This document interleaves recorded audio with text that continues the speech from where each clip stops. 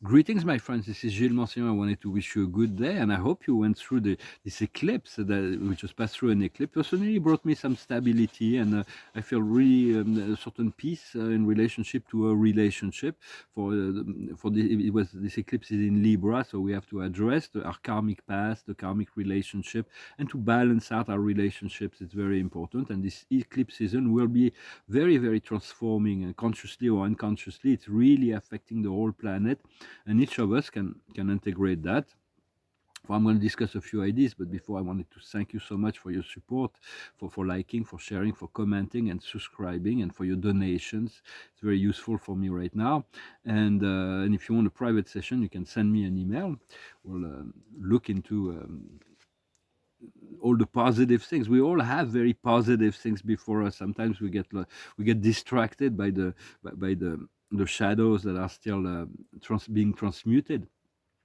But if we had a concern, or something that's we've been working on it for hours and hours and hours, and we still haven't found a solution, we haven't breakthrough to a solution, the best thing to do is to let go of the mind and to go to the center and release it to the source, release it to the higher intelligence of the universe, release it to the higher self, to feel that with love and acceptance, and to know God already has the solution to those things we do not have. And so it is important to let go of the mind and to trust that, and to for something, it's sometimes it's like, rather than worrying about something, once we're given a solution, we do need to act, and we cannot procrastinate. If we have a solution, then just do not fear, just go for it. But until there is a solution, it's like, why worry about it? Just go to the center and connect on the love. So this eclipse is really stabilizing a lot of things, but it's also the eclipse also will bring a lot of things to the picture, because officially, for me, I know I'm in the fourth dimension for a long time. I see behind the veils, but we're moving officially. We're traversing this photon belt, this part of the galaxy that we're getting deeper into it. We're gonna go a lot deeper into it. But now we're starting to feel the impact, and the Earth is finding this stability in the fourth dimension. In the fourth dimension, for all of humanity, whether they're conscious or not, and all the truth will be known in the fourth dimension. The lies will not be able to, all the untruths will not stand. It's like, so it's like all kinds of things are deconstructing. There is no stopping it. So, but before we came in here, we came in with a huge dose of amnesia for the physical body. Our physical body and what we live down here is just a minuscule part of who we truly are. So we need to reconnect to that, and to reconnect to this larger part of us and to the Creator. For in this universe, there is three great families that are spread everywhere, but essentially the family of light is centralized in the Milky Way galaxy. The family of love is centralized in the Andromeda galaxy, and the family of power is centralized in the Draco galaxy, Draco constellations. And but everything needs to come into balance. It's like it's a process right now, because within this great cosmic drama, there's so much more. The truth when it's going to come to the revelation of the forefront of the human consciousness. We'll come to realize it is far more incredible than all the fiction we've imagined.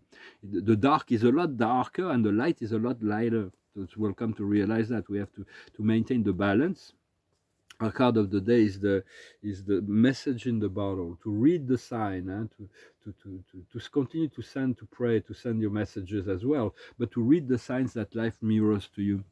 And so before we came into this incarnation, we've already designed and programmed so many things for this incarnation. We've already planned the time we would awaken, the time we would meet certain people, the time we would realize certain things. It's not like everything, all the details were designed. There is space for all kinds of details to be flexible, and things happen as they go. But the main things of our life is that we don't really have a choice. It's already designed. It is as if before we came in, we wrote a life path on the pencil, and now we're like trying we're just like with ink. We're just passing through. Sometimes it's like we go off the line, and so we're losing a bit of time. But we eventually return to the actual life program. So but we do need to be as clear-minded as possible right now, and to clear up the all our chakras, and both the for we have a chakra that's very important. It's a causal chakra. It's at the back of the neck. It's called the cerebellum. Personally, I stopped caffeine about 2 weeks ago. It's okay to have one coffee once in a while, but I used to drink quite a lot of coffee, and that kind of locks it up. It's called the fourth eye. It's about the on the cellular level. It has its importance. I'm not saying you need to do that, but it's just I had to.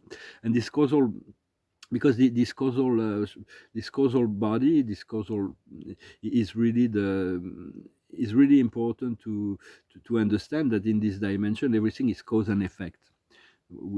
All thoughts or words or actions or intentions, everything is caused, and then there is effect. For God is the primary cause, is the cause of cause, and so that's where we want to return to the cause of cause eventually. But as we move into the fifth dimension, the cause and the effect are very, very short. We're in non-time. When we six and seven dimension, there is no more gap between cause and effect. So it's like whatever we think becomes instantaneously. But we can't have that here in the third dimension, because we still have shadows and negative thoughts. Otherwise, people's lives would be nightmares. Everything they imagine, with all the demons, would just manifest like nightmares for them. So it's like us. But when we have a negative thoughts, this gap between the cause and the effect, give us a time to neutralize it, to transmute it, to neutralize it.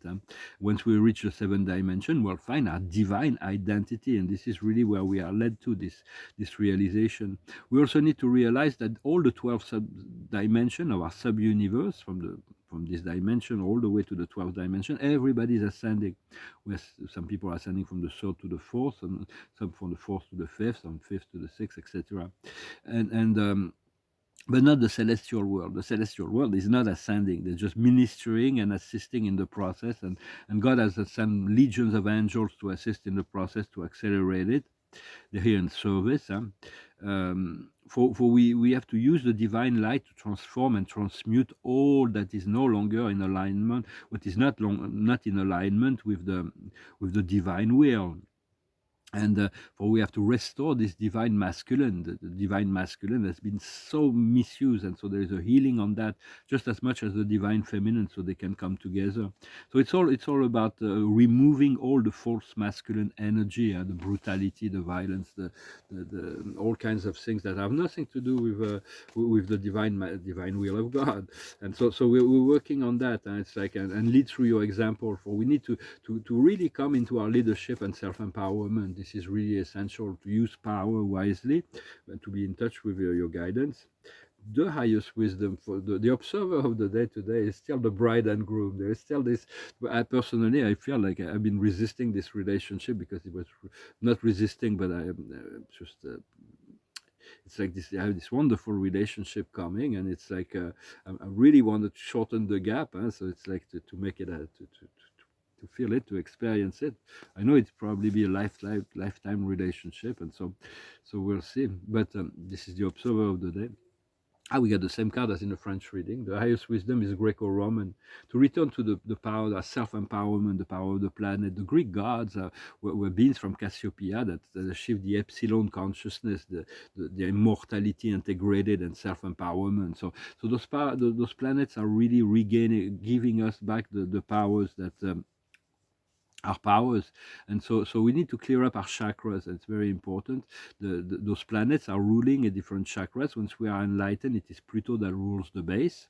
The sacral chakra, the navel, is the chakra of harmonization and sexuality, that rules all the planes of the earth and astral plane. It is ruled by Saturn. Then our solar plexus is ruled by Jupiter. Our heart is ruled by the sun.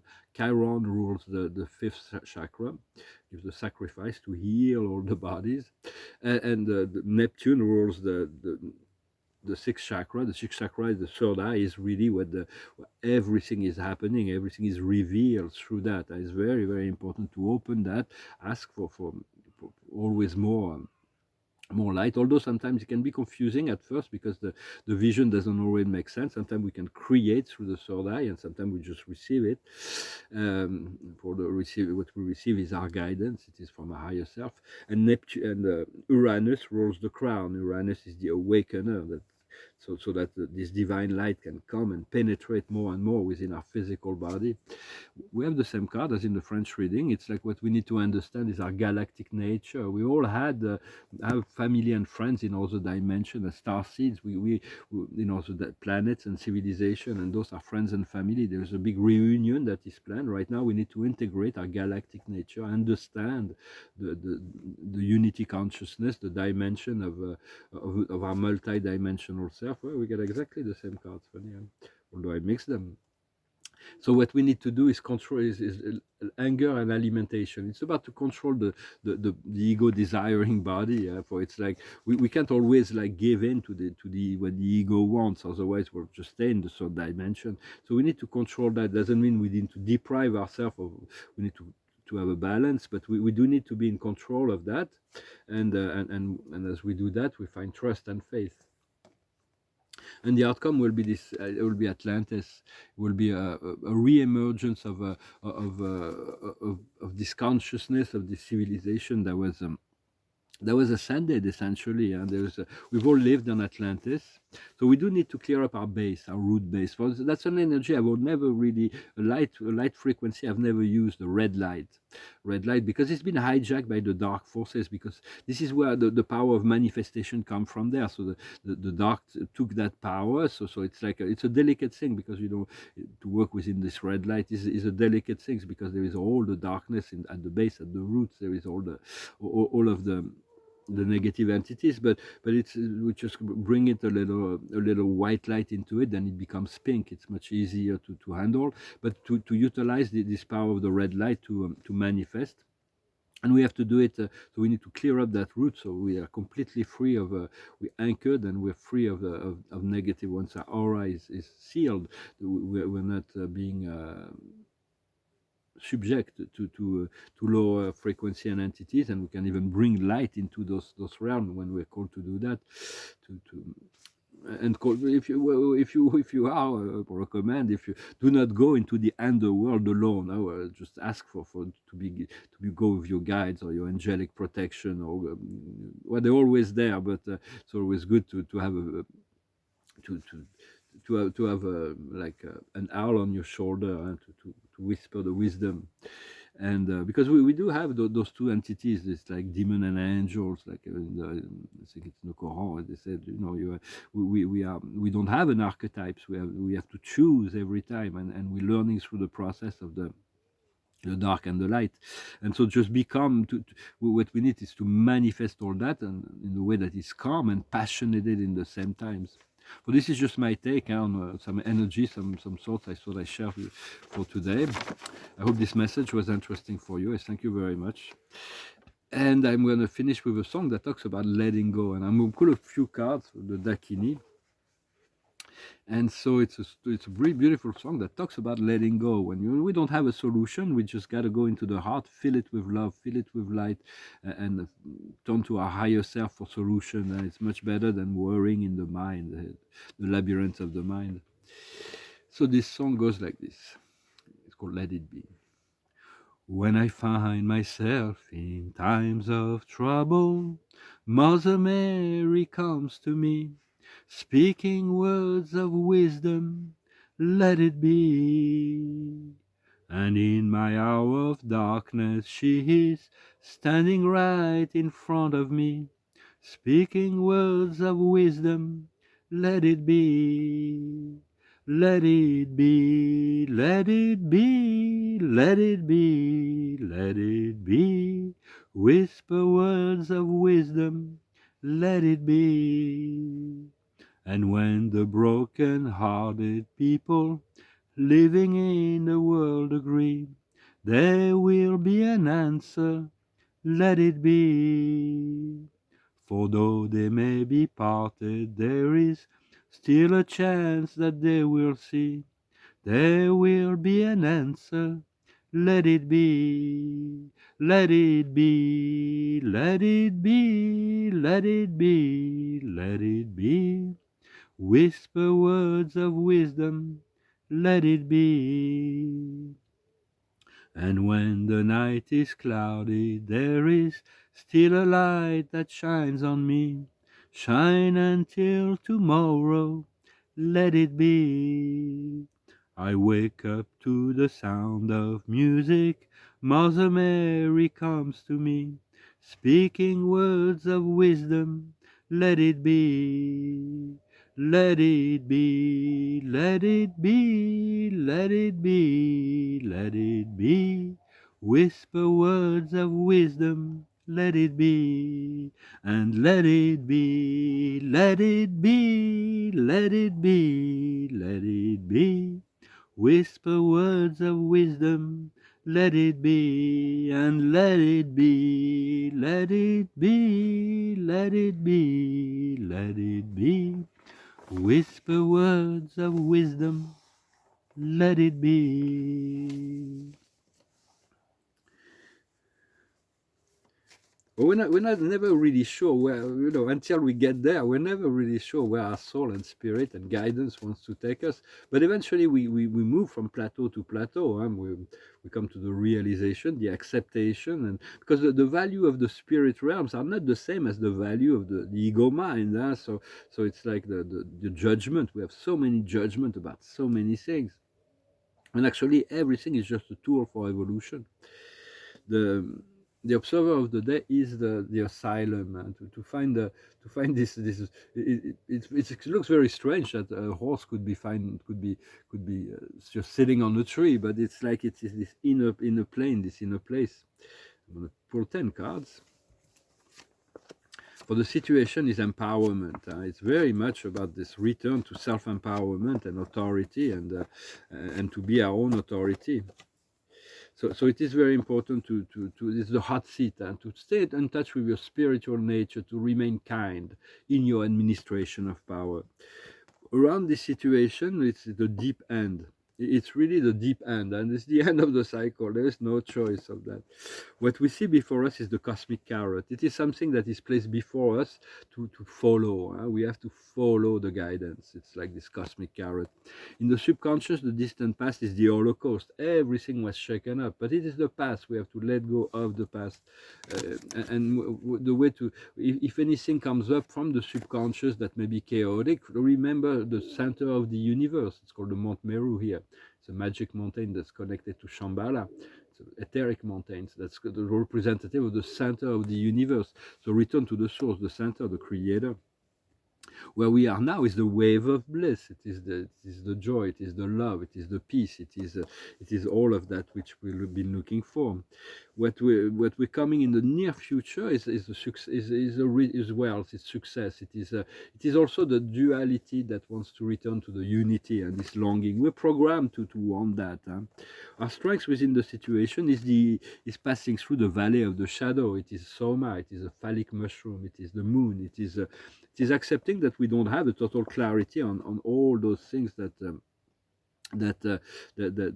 we don't have total clarity. We have moments of clarity, but there are certain things that we do not see clearly just yet. What comes to us from the outside world, our environment, is like a bubble. It reacts spontaneously to all that we do. So just continue to be lucid and positive and calm. In our inner emotion, our hopes and fear is the living goddess, the kind of balance, harmony, and she's like so beautiful. You can't even look at her in the eyes because her beauty is so overwhelming. So it's like feeling this good emotion is very important, to tune into good feeling thoughts. And the outcome is mean and heavy. It's just a reminder to be kind, not to be mean and heavy. There is a lot of energies in this world that are mean and heavy, but not to be like that, to be kind, to rely on the higher forces of your higher self and your guidance, your guides, to always remind you when you're being unkind as well. Sometimes unconsciously we can be unkind, but we have time to correct, to neutralize negative thoughts. And so just so there is a transcendence that is happening. It's the kind of meditation, but it's called meditation, but it's also the chariot, the goer. And we're going to need to go forward and to be prompt to whatever comes in our consciousness in each given moment. Well, I hope this moment we spent together, this message was interesting for you. I wish you a wonderful day, and I'll talk to you later. Namaste.